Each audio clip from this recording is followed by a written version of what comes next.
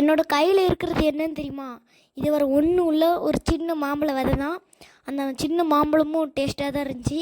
அந்த விதையை தான் நான் போய்ட்டு வந்துருக்கிறேன். நாங்கள் போகிற வழியில் அந்த ஒரு மயில் நிற்கி, அது கொஞ்சம் கேமராவில் கவர் ஆகலை. அந்த இலை மறைச்சிருக்கு, இந்த வேப்ப இலை.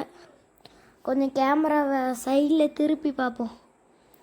சைடில் திருப்பலாம். சைடில் திருப்பியாச்சு. இப்போ அந்த மயில் தெரியுது, கொஞ்சம் ரொம்ப தோகை பெருசாக இருக்குது. வாங்க நம்ம இந்த சின்ன மாம்பழ விதையை பொதிச்சு வச்சிடலாம். இந்த சின்ன மாம்பழம் விதையை தான் நம்ம இப்போ பொதிச்சு வைக்க போகிறோம்.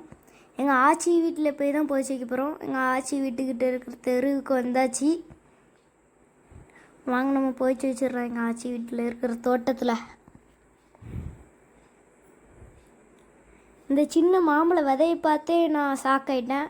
மாம்பழம் டேஸ்ட்டாக இருந்துச்சு, அதுவும் எனக்கு ஆச்சரியமாக தான் இருந்துச்சு. என்னோடய ஆச்சி வீட்டுக்கு வந்தாச்சு. எங்கள் ஆச்சி வீட்டில் யாருமே இல்லை, என்னோடய அண்ணன் வீட்டுக்கு தான் போயிருக்காங்க. தோட்டத்தில் பெரிய ஷெட்டை வச்சு மறைச்சி வச்சுருக்காங்க, யாருமே வரக்கூடாதுன்ட்டு. இதான் பார்த்திங்கன்னா எங்களோட தோட்டம். இங்கே ஒரு தென்னை மரம், இங்கே ஒரு சின்ன தென்னை மரம், இங்கே ஒரு 2. இங்கே தண்ணி ஊற்றிட்டுருக்கோம் எங்கள் எல்லா செடிக்கும் மரத்துக்கும். இங்கே முருங்கைக்கீரை மரம், அங்கே ஒரு பப்பாளி மரம். வாங்க நம்ம பொதிச்சு வச்சிடலாம். இந்த மாம்பழ விதையை நம்ம இப்போ மண்ணில் பொதிச்சு வைக்க போகிறோம். இந்த சின்ன பிளாக் கலர் தொட்டியில். நான் ஒரு 1 வீக் கழித்து இந்த மாம்பழ விதை கொஞ்சம் செடியாக வளர்ந்துருக்கா இல்லையான்னு பார்த்துடலாம். பொதிச்சு வச்சாச்சு.